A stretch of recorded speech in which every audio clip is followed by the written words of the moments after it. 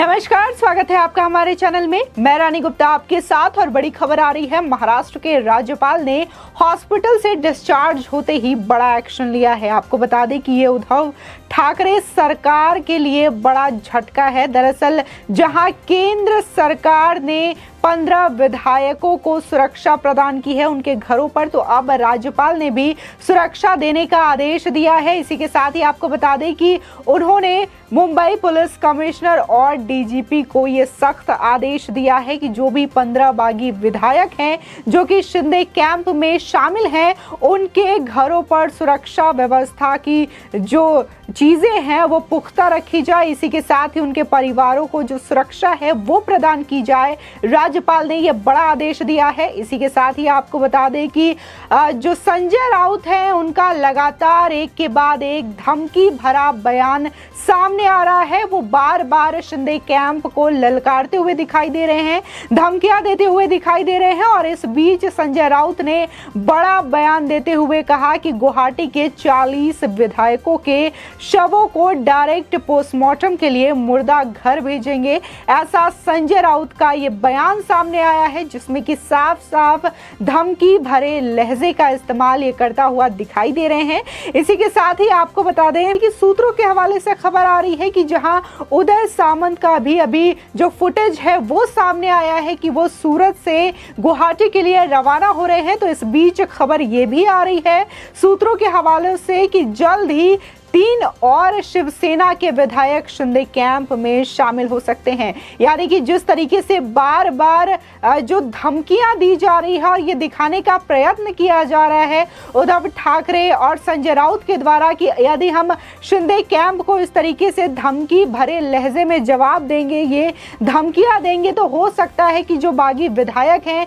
जो शिंदे कैंप है, वो महाराष्ट्र आ सकता है, वो झुक सकता है। लेकिन इसके बावजूद इसका ठीक उल्टा दिखाई दे रहा है। हर घंटे दर घंटे जो विधायकों की संख्या है शिंदे कैंप में वो लगातार बढ़ती हुई दिखाई दे रही है और लगातार शिवसेना में जो फूट है वो पड़ती हुई दिखाई दे रही है। एक एक करके जो विधायक हैं शिवसेना से अलग हो रहे हैं और शिंदे ग्रुप में शामिल हो रहे हैं। गुवाहाटी के लिए जो विधायक हैं वो लगातार रवाना हो रहे हैं। आपको बता दें कि अगर उदय सामंत की बात करी जाए जो शिंदे कैंप में शामिल हो रहे हैं, तो इनको मिलाकर के टोटल 8 मंत्री जो हैं वो अब शिंदे कैंप में शामिल हो चुके हैं। इसी के साथ ही विधायकों की जो संख्या है वो लगातार बढ़ रही है। जहां आपको बता दें शिवसेना के 49 विधायक जो हैं शिंदे कैंप में शामिल हैं, तो वहीं 3 और विधायक जो हैं वो शिंदे कैंप में शामिल हो जाएंगे शिवसेना के, ऐसी उम्मीद जताई जा रही है। इसी के साथ ही जहां शिवसेना के विधायकों की संख्या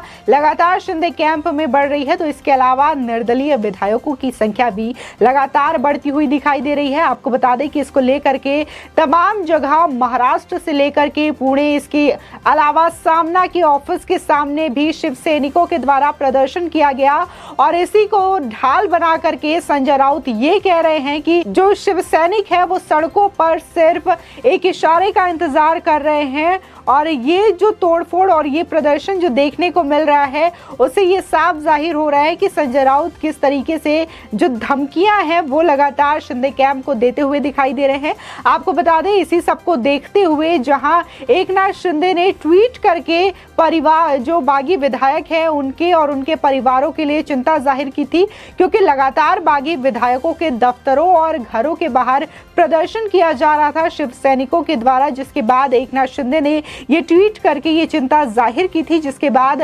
केंद्र सरकार ने उन्हें Y+ सिक्योरिटी मुहैया कराई। सीआरपीएफ के जवान जो है उनके घरों के बाहर तैनात हुए और अब इस पर जब राज्यपाल हॉस्पिटल से डिस्चार्ज हुए तो उन्होंने भी एक्शन लिया और उन्होंने भी सुरक्षा का आदेश दिया है। आपको बता दें इसके लिए डीजीपी और मुंबई पुलिस कमिश्नर को सख्त हिदायत दी गई है कि जो भी बागी विधायक हैं उनके घरों पर सुरक्षा के पुख्ता इंतजाम किए जाए ताकि उनके परिवार वालों को और उनके दफ्तर को ज़्यादा क्षति ना पहुंचाई जा सके। इसी के साथ ही आपको बता दें कि जहां आज मीटिंग भी की गई थी शिवसेना के द्वारा, 3 बजे इनका प्रेस कॉन्फ्रेंस था, तो इस बीच भी माना जा रहा है कि जो फिलहाल की जो स्थिति है महाराष्ट्र में सियासी हलचल को लेकर के उस पर चर्चा की गई। इसी के साथ ही जहां संजय राउत का जो बयान बार बार सामने आ रहा है, उनका जो बड़बोलापन है, कहीं ना कहीं वो बार बार उद्धव ठाकरे और शिव सैनिकों के लिए खतरा बढ़ता जा रहा है, क्योंकि जहां ये बार बार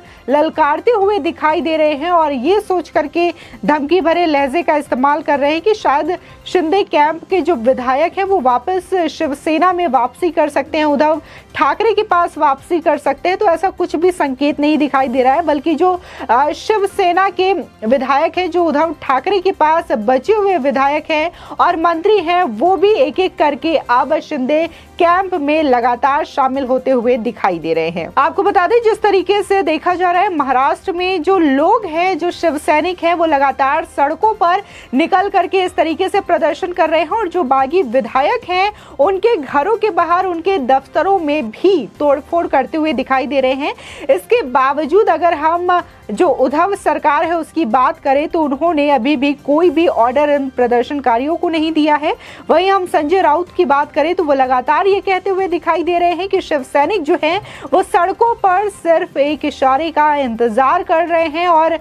जो है इस तरीके से धमकी संजय राउत देते हुए दिखाई दे रहे हैं। तो कहीं ना कहीं जिस तरीके से चीजें बढ़ रही हैं महाराष्ट्र में, जहां प्रदर्शन बढ़ रहा है, तो उसमें अब अगर केंद्र सरकार भी चाहे तो हस्तक्षेप कर सकती है। इसके अलावा राज्यपाल भी इस पर एक्शन ले सकते हैं और केंद्र सरकार को चिट्ठी लिख सकते हैं, क्योंकि ये कहीं ना कहीं महाराष्ट्र के सरकार पर सवालिया निशान खड़ा करता हुआ दिखाई दे रहा है कि एक सरकार के होने के बावजूद कैसे लोग सड़कों पर उतर के इस तरीके से प्रदर्शन कर रहे हैं, क्योंकि ये प्रदर्शन करने वाले लोग किसी विपक्षी पार्टी के नहीं हैं, बल्कि महाविकास आघाड़ी के शिवसेना के ही कार्यकर्ता है, जो इस तरीके से सड़कों पर प्रदर्शन करने के लिए उतरे हैं। और जब सरकार के लोग ही इस तरीके से प्रदर्शन करने के लिए सड़कों पर उतरेंगे तो वहां की जनता और वहां की सरकार पर इस तरीके से सुरक्षा को लेकर के सवाल उठेगा और इस मामले पर केंद्र सरकार को भी हस्तक्षेप करना पड़ेगा। इसी के साथ ही जहां देखा जा रहा था कि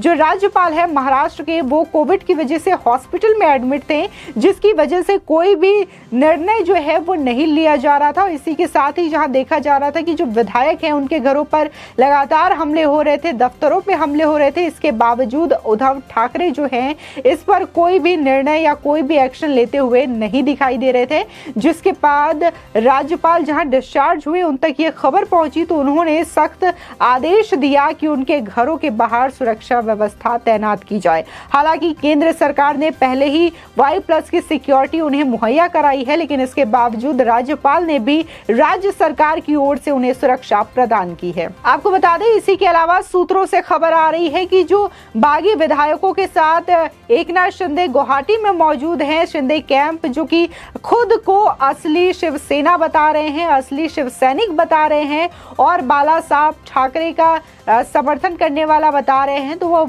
ये दावा कर रहे हैं कि वो जल्द ही नई पार्टी बनाने की घोषणा कर सकते हैं। और इसी के साथ ही जहां देखा गया था कि आज सुबह ही संजय राउत ये बयान देते हुए नजर आए थे कि जो बागी विधायक हैं और जो शिंदे कैंप है वो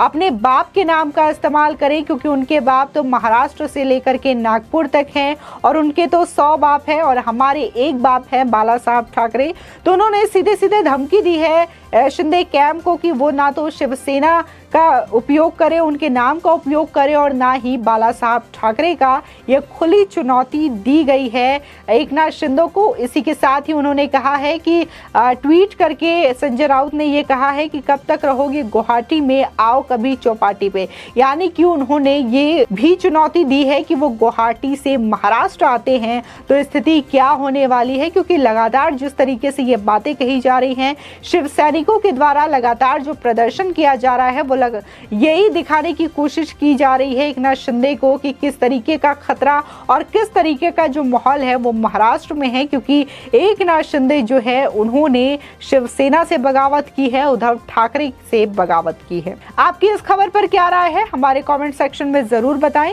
आगे की और भी अपडेट के लिए चैनल को सब्सक्राइब करना ना भूलें।